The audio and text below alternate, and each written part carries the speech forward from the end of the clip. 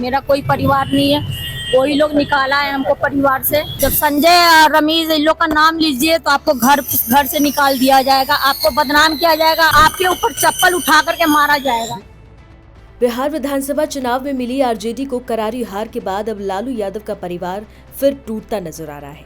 तेज प्रताप के बाद अब रोहिणी भी खुलकर पार्टी और परिवार की कमियों पर बोल रही हैं। राजनीति और परिवार छोड़ने का ऐलान करने के बाद रोहिणी आचार्य ने अब फिर बड़ा बयान दिया है।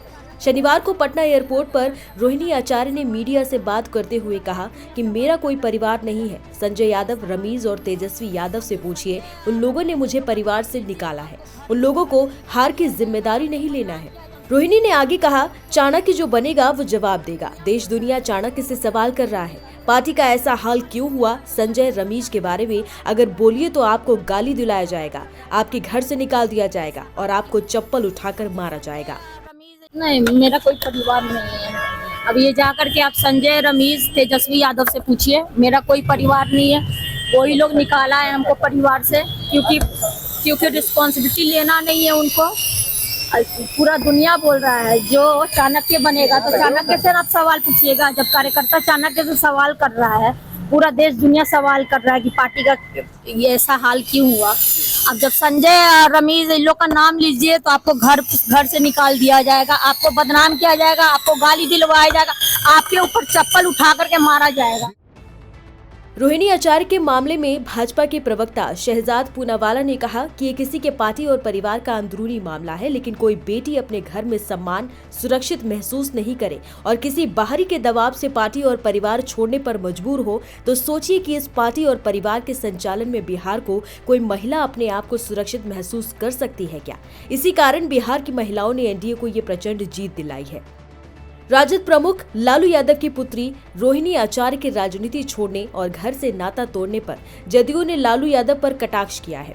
जदयू के प्रवक्ता नीरज कुमार ने कहा है कि पारिवारिक पार्टी में पारिवारिक कलह उभरकर सामने आ गया है। जदयू नेता नीरज कुमार ने कहा कि जिस बेटी रोहिणी ने अपने पिता की प्राण रक्षा की हो, उस बेटी के मुंह से कराह निकल रहा है। जिस भाई की कलाई पर राखी बांधी, वो बहन पार्टी और परिवार को भी अलविदा कह रही है। उन्होंने कहा कि सवाल के घेरे में लालू यादव और राबड़ी दोनों हैं।